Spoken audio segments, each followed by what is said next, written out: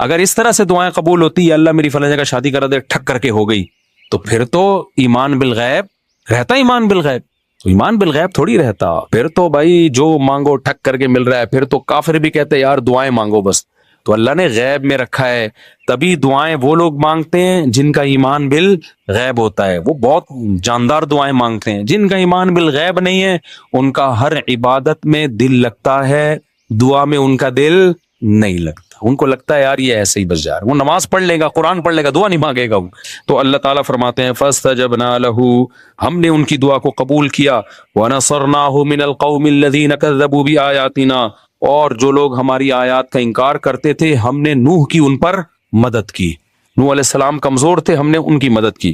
آگے اللہ نے سلیمان اور داؤد علیہ السلام کا تذکرہ کیا کہ ہم نے کیسے کیسے ان کو نوازا. پھر اللہ نے ایوب علیہ السلام کا ذکر کیا کہ ایوب علیہ السلام کئی سال بیماریوں میں رہے. آج بہت سے لوگ کہتے ہیں ہم اتنی بیماریاں اس کا مطلب خدا ہم سے ناراض ہے. نہ میرے بھائی, مالی پریشانیاں, جسمانی پریشانیاں یہ اللہ کے ناراض ہونے کی دلیل نہیں. اللہ آزماتا ہے کسی کو دے کے اور کسی سے لے کے. تو ایوب علیہ السلام کی زندگی بیماریوں میں اتنے پریشان ہو گئے, اللہ سے دعا مانگی, انی مسنی الضر, اے اللہ مجھے بہت پریشانی پہنچی ہے, وانت ارحم الراحمین, تو سب سے زیادہ رحم کرنے والا ہے. اتنے پریشان ہوئے تھے نا ایوب علیہ السلام کہ انسان بیماری میں تھوڑا چڑچڑا بھی ہو جاتا ہے. ایوب علیہ السلام کی بیوی نے بہت خدمت کی حضرت ایوب کی. ایسا نہیں ہوا کہ ایوب علیہ السلام جب کئی سال بیمار رہے تو ان کی بیگم کورٹ سے خلا لے کے چلی گئی, ایسا نہیں ہوا ہے. اور لیتی بھی نا تو اس زمانے میں ملتا نہیں, ٹھیک ہے نا. یہ تنسیخ نکاح آج بہت آسان کر دیا ہے.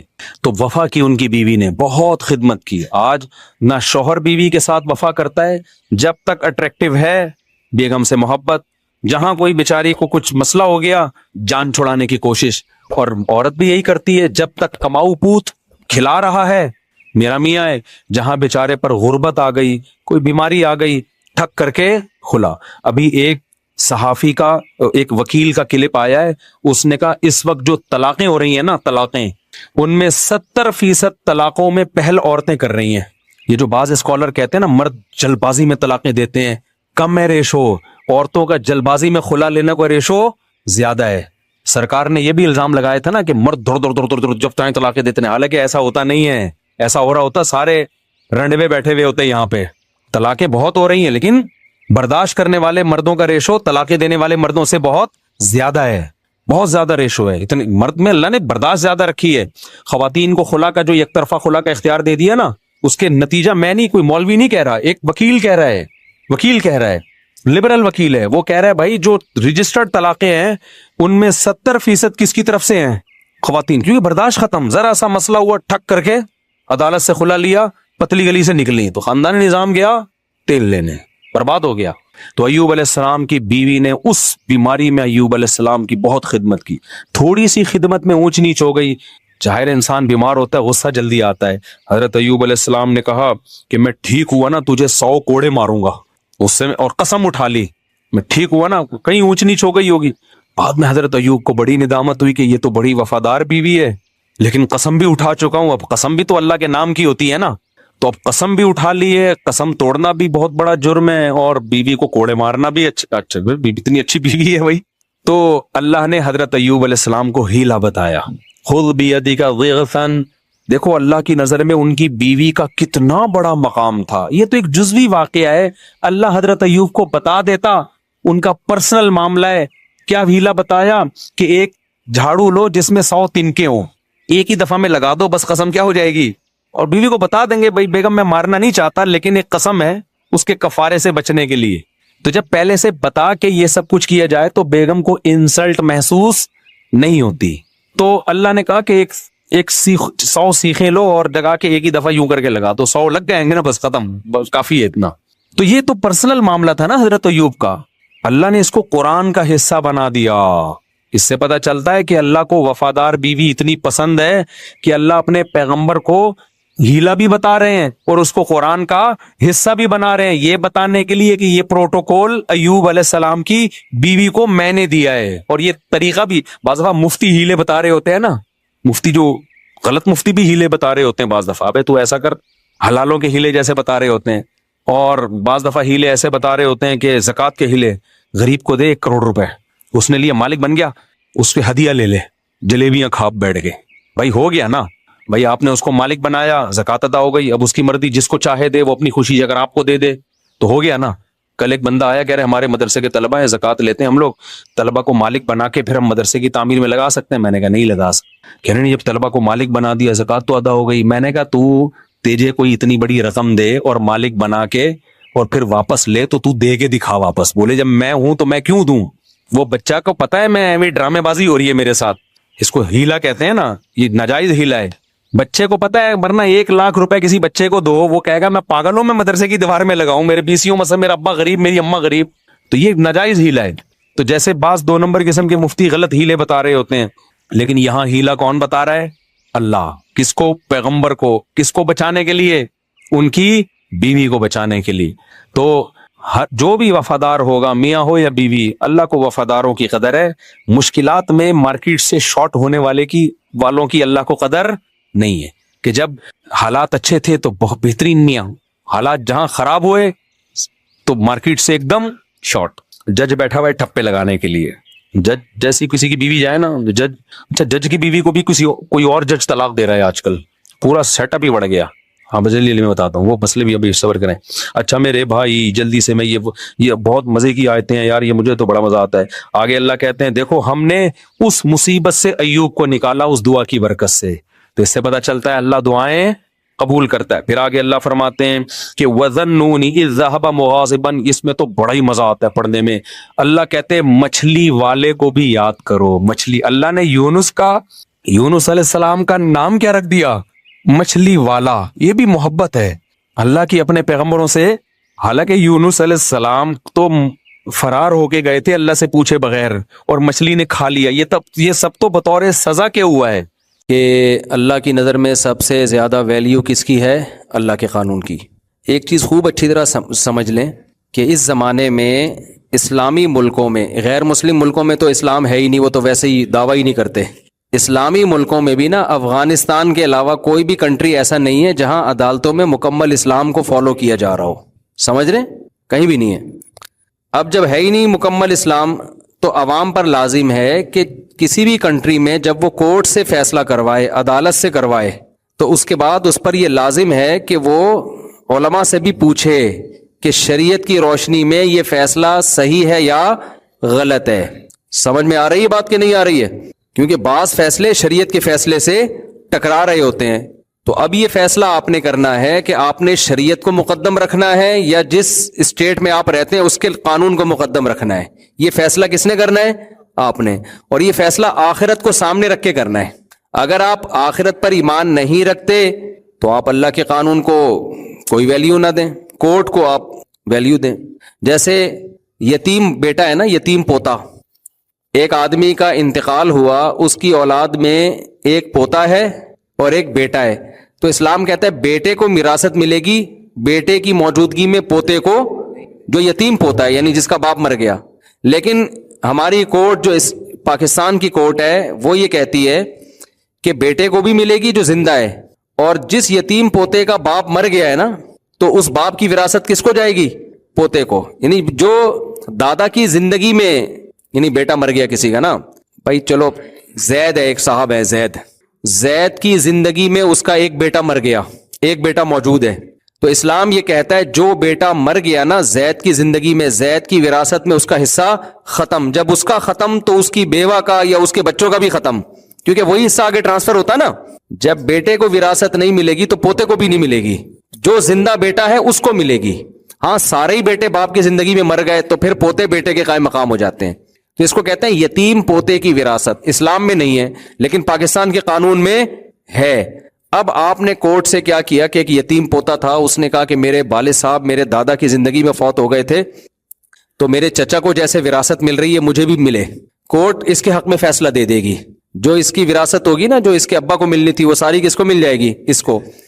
اب میں مثال سے بات سمجھا رہا ہوں، لیکن اگر یہ پوتا اللہ پر ایمان رکھتا ہے، آخرت میں اللہ کے سامنے جواب دہ ہے، تو اس پر لازم ہوگا کہ وہ کورٹ سے فیصلہ کروانے کے بعد علماء سے رابطہ کرے کہ اسلام کی روشنی میں میرا حصہ بنتا ہے کہ نہیں بنتا. پوری دنیا میں کسی بھی اس مذہبی اسکالر سے جب وہ پوچھے گا نا تو وہ کہیں گے چونکہ آپ کے چچا آپ کے ابا کی دادا کی زندگی میں زندہ تھے تو چچا آپ کے موجود تھے، لہذا آپ کے دادا کی وراثت آپ کے چچا کو ملے گی، آپ کو نہیں ملے گی. تو اس پر لازم ہوگا اس فتوے کی روشنی میں وہ ساری وراثت لوٹا دے کس کی طرف؟ اپنے چچاؤں کی طرف.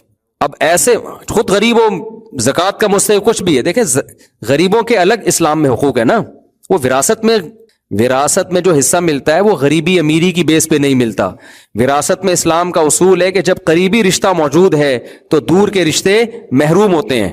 تو جب سگا بیٹا موجود ہے تو اسلام کہتا ہے پوتا دور کا رشتہ ہے، سگوں کے ہوتے ہوئے پوتے کو وراثت نہیں ملے گی. آ رہی ہے بات سمجھ میں کہ نہیں آ رہی ہے؟ غریبی امیری پہ تھوڑی ہے.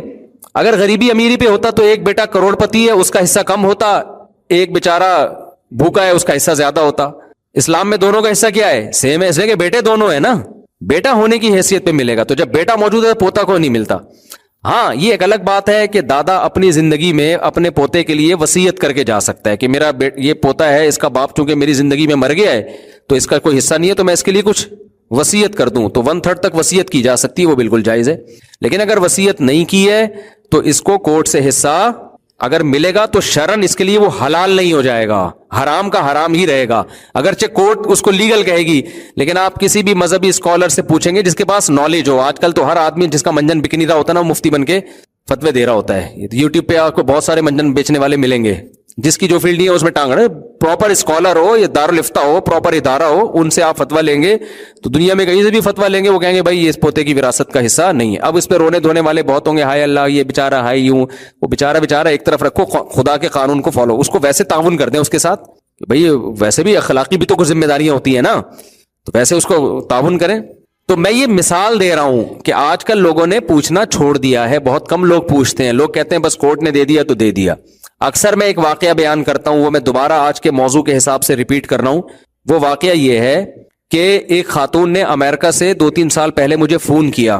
ان کی اپنے شوہر سے بہت ساری لڑائیاں تھیں، جھگڑے تھے، پڈے تھے، ان کے الزامات تھے میرا شوہر یوں میرا شوہر یوں وغیرہ جو ہوتے ہیں میاں بیوی میں، صحیح بھی ہوتے ہیں غلط بھی ہوتے ہیں، ہر طرح کے چل رہے ہوتے ہیں.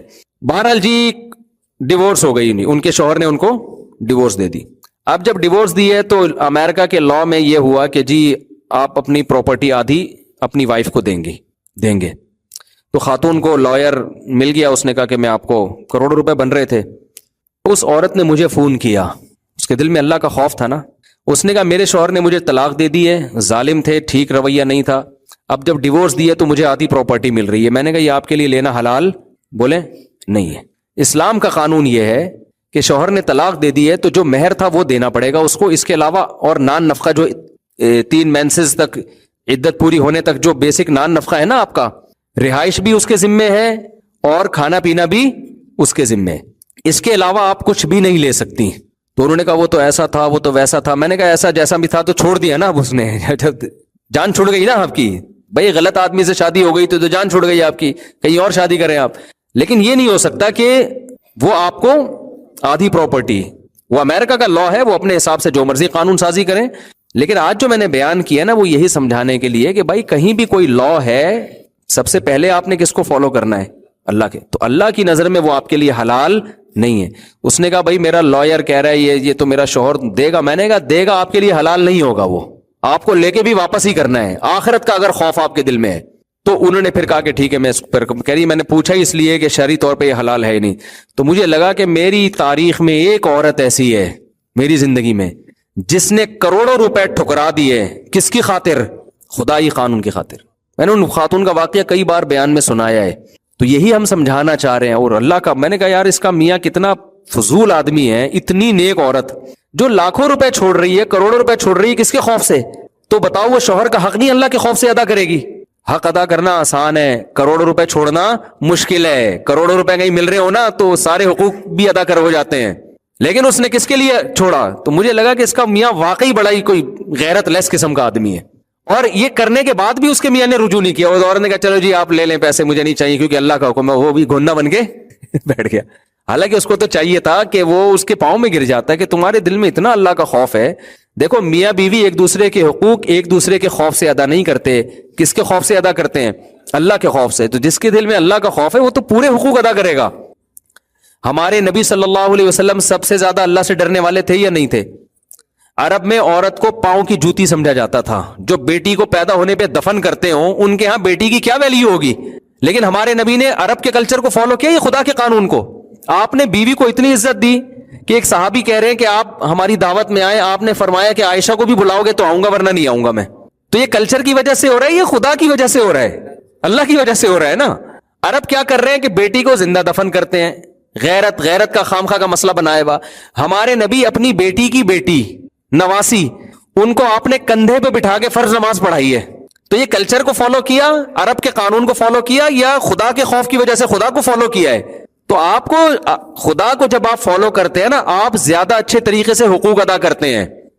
خدا کو فالو نہیں کرتے نا, تو وہ جو اس آدمی کی بیوی کو 1 کروڑ روپے مل رہے ہیں وہ خدا کے خوف میں تھوڑی وہ آدمی دے رہا ہے, وہ امریکہ کے ڈنڈے کے خوف میں دے رہا ہے. ورنہ تو 5 روپے نہ دے, وہ طلاق ہی اسی وجہ سے لے رہی تھی کہ نان نفقہ نہیں دے رہا تھا, نالائق. یہ بھی بہت بڑی وجوہات. اللہ کے خوف سے نان نفقہ نہیں دے رہا, کورٹ میں کیس کیا تو کروڑوں روپے دے رہا ہے وہ. یہ کیا حقوق ہے بھائی؟ تو جب تک اللہ بیچ میں نہیں ہوگا نا, آپ ایک دوسرے کے حقوق ادا نہیں کرو گے. تو یہ میں فلسفہ سمجھانے کے لیے, یہ کینیڈا والے بھائی کو بھی میں, امریکہ والے بھائی کو بھی میں نے اسپیشل یہاں بٹھایا کہ آپ 10 منٹ اور بیان سن کے جائیں. آج تک میں نے کسی کو زبردستی بیان نہیں سنا, ان کو زبردستی سنا رہا ہوں میں, کیونکہ وہاں تو بہت سارے غیر شرعی قوانین ہیں. تو اس خاتون نے کہا ٹھیک ہے میں وہ سارا واپس کروں گی, مجھے وہ اس نے فون ہی اسی وجہ سے کیا. تو اب میں جو آگے بات سمجھا رہا ہوں اس کو بھی سمجھو کہ پاکستانی عدالتوں میں بھی بہت سے قوانین ایسے ہیں جو شریعت کے اگینسٹ ہیں. چند قوانین کی اور مثال دوں. دیکھو, آپ جب اپنا گھر بیچتے ہو, اسلام نے پڑوسی کو یہ رائٹ دیا ہے کہ وہ شفا کر کے آپ سے گھر خرید سکتا ہے, کیونکہ حدیث میں آتا ہے جار داری احق بدار الجار, پڑوسی کے گھر کا پڑوسی زیادہ حقدار ہے. عربی میں جو عبارت ہے نا بڑی دلچسپ ہے, اس کا ترجمہ یہ بنتا ہے گھر کا پڑوسی, آپ کے گھر کا پڑوسی پڑوسی کے گھر کا زیادہ حقدار ہے. آپ کی زمین ہے یا آپ کا گھر ہے, آپ اگر بیچ رہے ہیں تو آپ پڑوسی کی پرمیشن کے بغیر تھرڈ پارٹی کو نہیں بیچ سکتے, وہ زیادہ حقدار ہے. اگر آپ نے وہ گھر زید کو بیچ دیا 1 کروڑ روپے میں, پڑوسی کہتے ہیں 1 کروڑ میں دینے کے لیے تیار ہوں, تو اسلام آپ کو پابند کرتا ہے کہ تھرڈ پرسن کے بجائے آپ نے پڑوسی کو 1 کروڑ میں بیچنا ہے. ہاں, پڑوسی 1 کروڑ دے رہا ہے, سامنے والا 1.5 دے رہا ہے یا زیادہ دے رہا ہے, پھر سامنے والا حقدار ہے. لیکن وہی ریٹ آپ کا پڑوسی اگر دے رہا ہے جو دوسرا دے رہا ہے, تو پاکستانی قانون تو نہیں, پاکستانی قانون تو کہے گا بھئی یا دنیا کا قانون آپ کی پراپرٹی جس کو چاہے بیچیں, لیکن اسلام آپ کو پابند بناتا ہے کہ آپ پڑوسی کی پرمیشن کے بغیر اپنی زمین, چاہے وہ کھیتی باڑی کی زمین ہو چاہے وہ رہائشی گھر ہو, آپ کسی اور کو وہ گھر بولو نہیں بیچ سکتے. اس صورت میں بیچ سکتے ہیں کہ سامنے والا پیسے زیادہ دے رہا ہے, لیکن اگر وہی ریٹ سامنے پڑوسی کے ہے تو پھر آپ کو پڑوسی کو بیچنا پڑے گا. اس کو یہ رائٹ شریعت نے دیا. جب اسلامی عدالتیں تھیں نا تو اس وقت یہ ہوتا تھا, جب خلافت عثمانیہ تھی, پڑوسی کیس کر دیتا تھا جا کے کہ بھائی میں بھی 1.5 کروڑ دے رہا ہوں, یہ مجھے کیوں نہیں دیا اس نے, تو وہ پھر آپ کو دینا پڑے گا. سمجھ میں آ رہی ہے بات؟ دیکھو اسلام نے بڑا زبردست قانون بنایا نا, وراثت سے زمینیں ڈیوائڈ ہوتی ہیں, چھوٹی ہو جاتی ہیں, کسی کے کام کی نہیں رہتی. اب یا تو وراثت کے حکام کو اسلام چینج کر دیتا ہے, تو اس نے شفا کے حکام دے دیے کہ وراثت سے ڈیوائڈ ہوگی لیکن شفا کے حق سے وہ قریب ہو جائے گی, یعنی بڑی ہو جائے گی زمین. ایک آدمی کے پاس بڑی زمین ہوتی ہے تو بہت کچھ کر سکتا ہے نا وہ اس میں. اب اس میں حکمتیں کیا, میں تو حکمتوں میں نہیں پڑھنا, میں تو اسلامی لاء کو دیکھنا ہے. اسی طرح خوب سمجھ لو کہ اگر آپ ایک گلی میں رہتے ہیں اور گلی آگے سے بند ہے, تو پھر اس گلی میں اگر کسی کا گھر بکتا ہے نا, تو ہر پوری گلی میں سے ہر ایک کو اختیار ہے کہ وہ شفا کر کے وہ گھر آپ سے خرید سکے, بشرطے کہ گلی ایک طرف سے بند ہو, کیونکہ ان سب کا راستہ اب جو بھی آئے گا نا تو اسی ایریا میں آئے گا وہ. تو اس کے تفصیلی حکام میں جاؤں گا تو بیان بہت لمبا ہو جائے گا. تو میرا بتانے کا مقصد یہ ہے کہ ہمارے ہاں ہر چیز میں ہم فالو کس کو کر رہے ہیں, کورٹ کو. بعض دفعہ کورٹ کا قانون اسلام سے ٹکرا رہا ہوتا ہے. آپ نے گھر اگر بیچا تو خوب سمجھ لو کہ اسلام یہ کہتا ہے کہ آپ نے مثال کے طور پر زید سے ایگریمنٹ کیا کہ میں تمہیں 1 کروڑ کا گھر بیچتا ہوں, آپ نے بیچ دیا. آپ کے پڑوسی کو جیسے ہی پتا چلے گا وہ فوراً اگر گواہ بنا کے لوگوں کو کہتے کہ میں نے شفا کیا ہے, تو آپ مجبور ہو جائیں گے آپ وہ گھر اس پڑوسی کو دینے پر. یہ لازمی ہے آپ کے, لیکن آج کل لوگ اس کا خیال نہیں کر رہے ہوتے, اس سے چھپا رہے ہوتے ہیں. کتنی باتیں ہو گئیں, دو باتیں میں نے, 2 قانون بتایا نا کہ یتیم پوتے کی وراثت والا. عدالتی خلا پہ تو میں 20 دفعہ بول چکا ہوں کہ وہ عدالتی خلا کی بھی یہ جو آج کل جس طرح سے کورٹ خلا دے رہی کوئی حیثیت نہیں ہے. اسی طرح خوب سمجھ لیں, غیر مسلم ریاست میں کورٹ اگر مسلمانوں کی طلاق کا, ڈیورس کا فیصلہ کرتی ہے تو شریعت نے غیر مسلم جج کا مسلمان پر آئلی قوانین کے جو فیصلے ہوتے ہیں نا ان کو شریعت نے کل عدم قرار دی. ان کے قانون کے لحاظ سے ٹھیک ہے لیکن آپ وہ پراپر وہاں آپ کو کسی مفتی سے بھی رابطہ کرنا پڑے گا. تو ایک بات. دوسری بات جو میں پہلے لے کے چلا تھا کہ اس وقت دنیا میں افغانستان کے علاوہ میری معلومات کے مطابق کوئی کنٹری ایسا نہیں ہے جہاں 100% اسلام ہو. تو جس ملک میں بھی آپ رہتے ہیں جب بھی کورٹ فیصلہ کرے گی نا آپ نے علماء سے پوچھنا ہے. ایک بات. دوسرا علماء سے چھپڑ میں پوچھنا ہے آپ نے. نہیں آئی بات سمجھ میں. وجہ اس کی ہے کہ بعض دفعہ مذہبی اسکالر حکومت کے خوف سے قانون کے ڈر سے تھوڑا سا گول مول کر کے بات بتا رہے ہوتے ہیں. وہ بھی پابند ہوتے ہیں. ان کو پتا ہے کہ اگر ہم نے بتایا تو ہم اندر ہو جائیں گے. دارالعلوم کرنگی میں کوئی کسی نے فتویٰ لیا کہ یہ عدالتی خلا صحیح ہے کہ نہیں. وہاں مفتی صاحب نے کوئی بہت پرانی بات ہے انہوں نے فتویٰ دے دیا یہ خلا کل عدم ہے. توہین عدالت کا کوئی کیس ویس وہ اندر کر دیا ان مولانا صاحب کو. اب تو خیر اتنے مفتی کل عدم قرار دے رہے ہیں کہ وہ کس کس کو اندر کریں گے. وہ ٹھیک ہے سب سے پہلے تو مجھے اندر کریں گے. میرے اتنے بیانات ہیں عدالتی خلا کے خلاف اور میں نے تو کہا اندر کر دو یار. ایک دفعہ جب جیل میں جائیں گے پبلک میں مشہور ہوگا مفتی صاحب کیوں گئے تو پتا چلے گا یار یہ عدالتی خلا کل عدم ہے. تو ایک بات تو پھیلے گی نا. پاکستان میں جب زرداری جیل سے باہر آ سکتے ہیں تو یار ہم نے کون سا جرم کر لیا بھائی. ایک خلا پہ ہم نے اعتراض اٹھایا تو ہم کیوں نہیں باہر آئیں گے.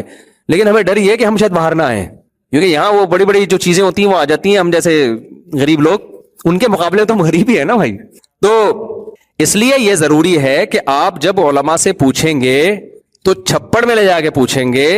چاہے سعودی عرب ہو چاہے دبئی ہو چاہے پاکستان ہو چاہے وہ یورپ ہو چاہے وہ دنیا کا مصر ہو کوئی بھی کنٹری ہو. وجہ اس کی یہ ہے کہ عرب ملکوں میں بھی ایسا نہیں ہے کہ آپ نے حکومت نے کوئی فیصلہ کیا تو کوئی مفتی وہاں کہہ دیں کہ یہ غیر قانونی ہو فوراً اندر ہو جائیں گے. وہاں پہ قانون بہت سخت ہے وہاں پہ. دبئی میں بھی ایسا نہیں ہے. دبئی میں کورٹ سے آپ نے فیصلہ لیا کسی مفتی سے پوچھ دیں مفتی کہہ دے غیر شریعت تو فوراً اندر. پاکستان میں بھی کچھ چیزوں میں ایسا نہیں ہے. آپ نے اگر فیصلہ کر دیا تو آپ ایک دم اندر. تو اس لیے اب آپ نے مذہبی اسکالر سے اگر پوچھنا ہے کہ یہ اکارڈنگ ٹو شریعہ کیا ہے تو وہ چھپڑ میں ہی آپ کو صحیح بتائے گا. اوپنلی آپ کو کوئی بھی صحیح نہیں بتائے گا. اندر ہو جائے گا وہ. اچھا لوگ کہتے ہیں علماء کو چاہیے اندر ہونے کے خوف سے کیوں ڈر رہے ہیں آپ ڈنکے کی چوٹ پہ بتائیں جو کرنا ہے. ڈنکے کی چوٹ پہ ایک ہی دفعہ بتائیں گے وہ اس کے بعد ساری زندگی اپنے کیسوں میں نمٹنے میں گزر جائے گی. تو بہتر نہیں ہے کہ چھپڑ میں ہی پوچھ لو یار ان سے جا کے کیوں خود بھی پھنس رہے ہو ان کو بھی پھنسوا رہے ہو. ایک مثال دیتا ہوں. ہمارے ایک دفعہ ایک مفتی صاحب کے پاس ایک صاحب آئے ایک فرقے کے بارے میں جو سب اس کو کافر سمجھتے ہیں. ایک مشہور فرقہ ہے زیادہ تر کراچی میں ہے. وہ باقی کنٹری میں ذرا کم ہی پایا جاتا ہے وہ یعنی زیادہ ان کا زور کراچی میں ہے. تو سب مانتے ہیں کافر ہے.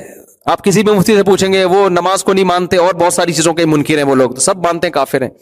لیکن لا یہ پاس ہو گیا کہ کسی فرقے کو جب تک کورٹ کافر قرار نہیں دے گی نا آپ انڈیویجولی اس فرقے کو کافر نہیں کہہ سکتے. لا یہ پاس ہو گیا پاکستان میں. یہ بات ہوگی تقریباً 8-10 سال پرانی ہے اس سے بھی زیادہ ہوگی.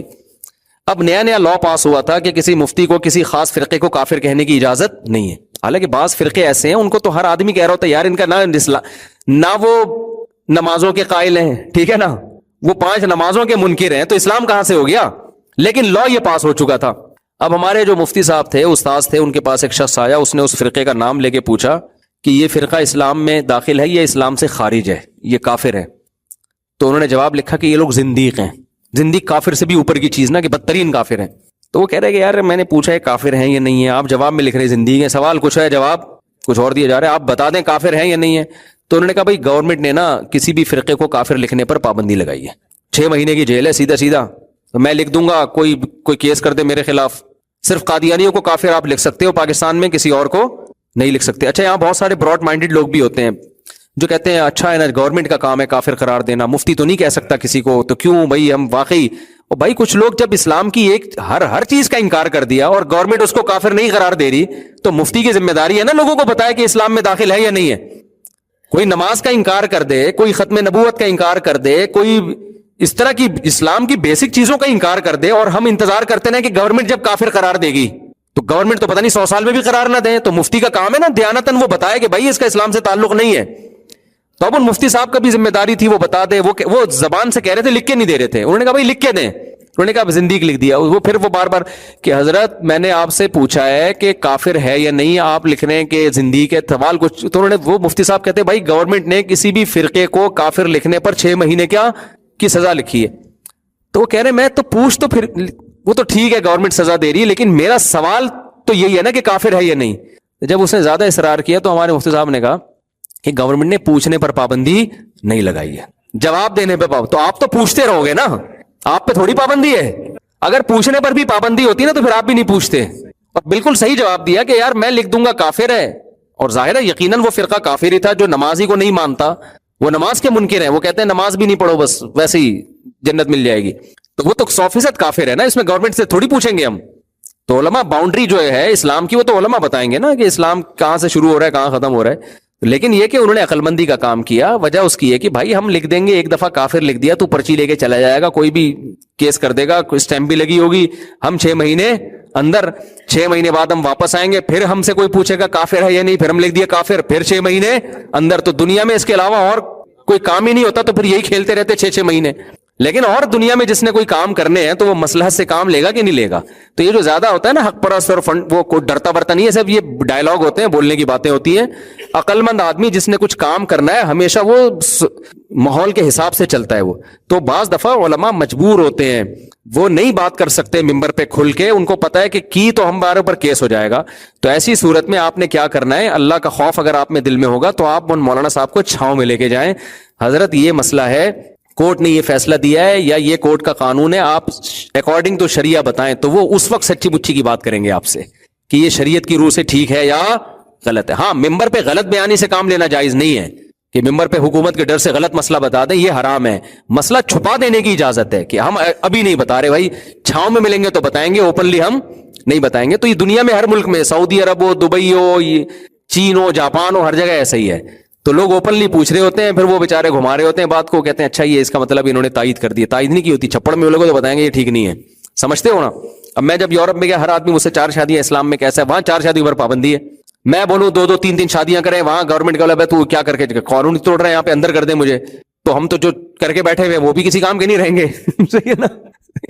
تو میں ان سے پھر گھماتا تھا بات کو, میں ان سے کہتا تھا دیکھیں آپ 4 شادیاں جو ہے وہ ہمارے بیانات اتنے پڑے ہوئے ہیں, اس میں ہم کئی دفعہ بتا چکے ہیں کتنی کرنی چاہیے کتنی نہیں کرنی چاہیے. آپ کو یہاں کا قانون بھی پتا ہے, اسلام کا قانون بھی پتا ہے, آپ جانو آپ بھگتو, مجھے کیوں پھنسوا رہے ہو. اصل میں یہ کہنا چاہ رہا تھا, لیکن میں سراہتن کہتا نہیں تھا, گھماتا تھا بات. ایکچولی لوگ بھی کہہ رہے تھے یار مفتی صاحب کو ہو کیا گیا ہے یار, یہ تو 4 شادیوں پہ ایسی دمنگ تقریریں کرتے ہیں, آج یہ ان کو ہو کیا گیا ہے. بھائی ہو یہ گیا ہے کہ ہم کیوں اپنے آپ کو, شادیاں تم کرو پھنسے ہم, کیا خیال ہے بھائی, ہم کیوں پھنسے. تو میں ان سے اب غلط بیانی نہیں کرتا تھا کہ یورپ کی حکومتوں کو خوش کرنے کے لیے کہہ دوں کہ اسلام میں ایکچولی ایک ہی ہے. یہ نہیں کہہ سکتے بھائی, اسلام ہے, آپ کے قوانین آپ کے قوانین ہیں. ہاں ہم آپ کے قانون کے خلاف لوگوں کو باغی نہیں بنائیں گے, اتنا کریں گے, لیکن چھاؤں میں بتا دیں گے بھائی اسلام میں یہ ہے کہ آپ کر سکتے تو کر لو, اپنی ذمہ داری پہ کرو, گورنمنٹ کو خود ہی بھگتو بیٹھ گئے. ابھی ایک سوال آیا اسمگلنگ کے بارے میں, اسمگلنگ کی آمدن حرام ہے یا نہیں ہے. تو اسمگلنگ کی آمدن حرام نہیں ہے, غیر قانونی ضرور ہے, اس سے منع ضرور کیا جائے گا کہ یار ملک کی معیشت کا نقصان کا خطرہ ہوتا ہے, یہ ہوتا ہے وہ ہوتا ہے, لیکن حرام اس لیے نہیں ہے کہ آپ اپنی چیز خرید رہے ہو. اسلام شخصی ملکیت کا قائل ہے. آپ نے اپنے پیسوں سے ایک چیز خریدی, بارڈر پہ آپ نے ادھر سے ادھر کیا, یہ غیر قانونی کام کیا, غلط کیا, لیکن چیز تو آپ کی ہے نا. وہ آپ جب بیچو گے تو پروفٹ کس کا ہوگا, جب چیز آپ کی ہے تو پروفٹ بھی آپ کا. گورنمنٹ ہم سے پوچھے گی تو ہم کہیں گے آپ کو لوگوں کا مال غصب کرنے کی اجازت نہیں ہے. قانون یہ ہے کہ کسٹم غصب کر کے کھا جاتا ہے, اسلام اس کو حرام کہتا ہے. اسلام کیا کہتا ہے, کسٹم کو یہ حق نہیں ہے کہ لوگوں کی ذاتی چیزوں کو وہ کھا جائے. میری بھی ایک گھڑی کسی نے گفٹ بھیجی تھی, کسٹم والے کھا گئے, الحمدللہ اللہ کا بڑا فضل ہوا. تو اب پتہ نہیں وہ اسمگلنگ ہو کے آ رہی تھی, مجھے نہیں, میں نے نہیں ان کو اسمگلنگ کا کہا تھا, لیکن وہ جس طرح بھی آئی وہ آج تک پی گئے, پتہ ہی نہیں کہاں ہے وہ. خیر, تو اب کیا مسئلہ ہے کہ شریعت اجازت نہیں دیتی گورنمنٹ کو کہ آپ لوگوں کی ملکیتوں پہ کیا کریں, قبضہ. آپ کو یہ ڈر ہے کہ اسمگلنگ کے ذریعے ملک کی معیشت بیٹھے گی, تو آپ نے جو اسمگلنگ کر رہا ہے اس کو پکڑیں, آپ اس کو پنشمنٹ دیں, سزا دیں, اس کا مال آپ ضبط نہیں کر سکتے. اگر ضبط کرنا ہے تو آپ کو اس کی قیمت دینی پڑے گی. بھائی حلال تھوڑی ہے کسی کا, گورنمنٹ بھی اللہ کے قانون کی پابند نہیں ہے. جو جتنا جس کا اٹھا کے جو کوڑیوں کے دام نیلام کر کے کھا گئے پی گئے. اسلام خدا کی قسم آپ کو آزادی سکھاتا ہے. اسلام کہتا ہے صرف اللہ کے غلام ہو. اور جو لبرل اور سیکولر حکومتیں ہیں نا, لیبل لگاتی ہیں آزادی کی, آزادی نہیں ہے, انہوں نے حکومتوں کا غلام بنایا ہوا ہے لوگوں کو. میں بار بار کہتا ہوں یار, جو کنٹری تمہاری تنخواہ آدھی تنخواہ ٹیکس میں لے رہا ہے تو تم آزاد کہاں ہو وہاں سے. ابھی وہ اثر کے بعد بیٹھے ہوئے تھے نا, آپ تھے کون تھے, وہ اس پہ بڑی بحث ہوئی تھی, کچھ لوگ یورپ سے آئے ہوئے تھے, تو وہ کیا اتنا وہ کرتے ہیں. میں نے کہا ٹیکس تو ضرور دیں, ٹیکس پہ تو ہم وہ نہیں کرتے, لیکن یہ کیا ہوا کہ آپ کی آدھی تنخواہ حکومت ٹیکس میں کاٹ کے آپ کو تحفظ دے رہی ہے, تو حکومت کیا کر رہی ہے, آپ مجھے دے دو اپنی آدھی تنخواہ کی آدھی. ٹھیک ہے نا, 4 گارڈ ہے میرے, 2 آپ کو دے دوں گا میں اس میں سے. تحفظ میں بھی دوں گا. تو یہ کیا بات ہوئی؟ یہ اتنا کہاں سے یہ نہیں ہے؟ تو لوگوں کی جو ملکیت ہے اسلام کہتا ہے وہ لوگ ہی اس کے مالک ہیں. اس پہ نہ حکومت کو اللہ نے اختیار دیا نہ کسی اور کو اللہ نے اختیار دیا. حکومت صرف اتنا لے سکتی ہے جتنی اجتماعی نظام کو چلانے کے لیے شدید ضرورت ہو. جس کو نہیں لیا جائے تو لوگ مرنا شروع ہو جائیں گے، بہت سوسائٹی کو نقصان ہونا شروع ہو جائے گا. تو ضرر سے بچانے کے لیے لے سکتی، اس سے زیادہ نہیں لے سکتی. تو اسمگلنگ کا بھی ایسا ہی مسئلہ ہے کہ اسمگلر جو ہے اس کی آمدن بہرحال حلال ہے لیکن غیر قانونی ہے، ملک کی معیشت ہے تو اس کو سزا ملنی چاہیے. وہاں سے وہاں آ رہا ہے تو اس کو پنشمنٹ ہو، جیل ہو، جو بھی ہو، وہ جو مرضی کرنا ہے کرو. آمدن کو کوئی مفتی حرام نہیں کہے گا، کیونکہ مفتی کس کا پابند ہے بھائی؟ اللہ کے قانون کا. مفتی کہے گا بھائی اللہ کے قانون میں آپ، گورنمنٹ تھوڑی کسی کو حلال حرام کے فیصلے کر سکتی ہے. تو اللیگل ضرور ہے، غلط ہے، اللیگل ہونے پہ اس کو سزا ملنی چاہیے. کمال کی بات یہ کہ سزا وہ نہیں مل رہی ہوتی. اللیگل ہونے کا یہ فائدہ ہوتا ہے کہ تھوڑا سا کسٹم والوں کا بھی اس میں زکوٰۃ نکل جاتی ہے. بس یہ ہو رہا ہے فائدہ، تھوڑی سی زکوٰۃ نکل جاتی ہے اور پھر وہ پھر بھی دبا کے ہو رہا ہوتا ہے حساب کتاب. تو اسلام اس سے روکتا ہے بھائی آپ پیسہ نہیں رکھ سکتے کسی کا. اچھا بھائی جلدی میں ختم کر دوں اس کو. بھائی یہ ویلنٹائن ڈے کا بھی لوگ پوچھ رہے ہیں. یہ اسمگلنگ کا مسئلہ تھا وہ میں نے بتا دیا. اسمگلنگ کی آمدن خلاصہ یہ نکلا کہ حلال ہے لیکن غیر قانونی ہے، اس کو اپریشیٹ نہیں کیا جائے گا. گورنمنٹ اگر سمجھتی ہے کہ ملک کو اس سے نقصان ہو رہا ہے تو وہ سزا دے لوگوں کو. لوگوں کا مال پھر بھی ضبط نہیں کر سکتی. ضبط کیا ہے تو اس کا معاوضہ دینا پڑے گا، لوگوں کو پیسے دینے پڑیں گے. ہم نے آپ کی یہ مشین رکھی ہے، یہ ہم نے آپ کے پورے کھیپ پکڑی ہے تو آپ نے پکڑی ہے تو آپ کے لیے تھوڑی حلال ہو گئی. آپ ٹھیک ہے آپ رکھ رہے ہیں تو اس کو پیسے دیں. اس کے یہ پیسے کیوں دیں؟ تو غیر قانونی لے کر آئے تو غیر قانونی کی سزا دینا. اس کو غیر قانونی کی یہ تھوڑی ہے کہ آپ کی میں چیزیں رکھنا شروع کر دوں. سمجھتے ہو کہ نہیں سمجھتے؟ اچھا بھائی جھوٹ بول کر مال بیچنے سے آمدن حرام ہو جاتی ہے، اس طرح نماز کے اوقات میں کاروبار میں وہ آمدن حلال ہوتی ہے. دیکھو جھوٹ بیچنے سے جو آمدن حرام ہوتی ہے تو آمدن کا جتنا حصہ آپ نے جھوٹ بول کے جو اضافی لیا ہے نا وہ حرام ہوتا ہے، پوری چیز حرام نہیں ہوتی. مثال کے طور پر آپ کے پاس ایک خربوزہ ہے جس کی سوسائٹی میں مارکیٹ ویلیو کتنی ہے؟ 50 روپے. آپ نے کیا کیا؟ اس خربوزے کے ایسے فضائل بیان کیے کہ 100 میں پہنا دیا کسی کو. تو 50 تو آپ کے بنتے تھے نا، یہ جو اضافی 50 ہیں یہ کیا ہے؟ یہ جھوٹ بولا نا آپ نے. جھوٹ بول کے جو تو وہ اضافی 50 روپے آپ کے لیے حرام ہوں گے کیونکہ وہ پہنانے کا جو عمل ہوا ہے وہ اضافی 50 میں ہوا ہے. باقی تو اس کو 50 کا خربوزہ مل گیا نا. تو جو جتنا حرام شامل ہوتا ہے اتنا حرام ہوتا ہے، پورے کو نہیں حرام کہا جا سکتا. تو باقی جھوٹ بولنا حرام ہے، ناجائز ہے. ایسا نہ ہو کہ آپ کہیں چونکہ 50 تو حلال ہیں 50 اضافی ہیں تو جھوٹ بول کے بیچو، تو وہ جھوٹ کا گناہ تو اپنی جگہ ہوگا. دوسرا مسئلہ یہ ہے کہ نماز کے وقت میں جو کاروبار کرتے ہیں تو ان کی آمدن حلال ہے یا حرام ہے؟ آمدن ان کی بھی حلال ہے. نماز کے وقت میں جو کاروبار کر رہا ہے تو کاروبار میں پیسے وہ نماز چھوڑنے کے نہیں لے رہا، اپنی پروڈکٹ کے پیسے لے رہا ہے تو وہ پروڈکٹ کے پیسے حلال ہوں گے. البتہ نماز چھوڑنے کا اس کو شدید گناہ ہوگا. سمجھتے ہیں کہ نہیں سمجھتے؟ نماز چھوڑنے کا گناہ ہوگا کہ آپ نے جماعت سے نماز ضائع کیوں کر دی، تو وہ کاروبار حرام نہیں ہوگا. لوگ کہہ سکتے ہیں اس وقت کاروبار کرنا جب ناجائز ہے تو اس کی آمدن کیسے حلال ہو گئی؟ تو ہر ناجائز کام کی آمدن حرام نہیں ہوتی، اس میں دیکھا جاتا ہے کہ آمدن کس چیز کی لے رہا ہے. یہ سمجھتے ہو کہ نہیں سمجھتے؟ آمدن لے کس چیز کی رہا ہے؟ نماز چھوڑنے کی آمدن تھوڑی لے رہا ہے. یہ آمدن تو اپنی پروڈکٹ کی لے رہا ہے نا، کپڑے کی لے رہا ہے. تو کپڑا جب حلال طریقے سے کمایا ہے اس کو کہتے ہیں کہ عارضے کی وجہ سے حرمت آ رہی ہے اس میں، اصل حرام نہیں ہے. اصل تو یہ کہ اپنے حلال کمائی کا خریدا ہوا کپڑا بیچ رہا ہے کسی کو. عارضہ کیا ہے کہ ایسے ٹائم پہ بیچ رہا ہے کہ جس ٹائم پہ کاروبار اس کے لیے حرام ہے. تو کسی عارضے کی وجہ سے، ایک خارجی چیز ہے یہ، عارضے کی وجہ سے جب کسی چیز میں حرمت آتی ہے تو وہ حرمت اس کی قیمت میں صلاحیت نہیں کرتی ہے. سمجھ رہے ہیں نا؟ اس کی مثال ایسے جیسے آپ کے ابا نے آپ کو ڈانٹا کہ بھائی تو یہاں کیوں بیٹھا ہوا ہے، تو مجھے پانی پلا. آپ پھر بھی ایک چیز بیچنے میں لگے ہوئے ہو، تو یہاں تو آپ پر لازم تھا کہ آپ اپنے ابا کی اطاعت کرتے، لیکن آپ نے نہیں کیا، آپ نے کاروبار میں لگے ہوئے ہو، تو گناہ کر رہے ہو نا آپ. لیکن وہ کاروبار تھوڑی حرام ہو جائے گا کیونکہ کاروبار ایک جائز چیز کا ہے اور جائز پروڈکٹ آپ لوگوں کو بیچ رہے ہو. ہاں یہ کہا جائے گا کہ آپ نے ابا کی نافرمانی کیوں کی، ابا کا دل کیوں دکھایا، تو یہ ایک الگ چیز ہے. تو ایسے ہی نماز چھوڑنا ایک بالکل ایک الگ چیز ہے، اس کا گناہ ملے گا لیکن کاروبار حرام نہیں ہوتا اس سے.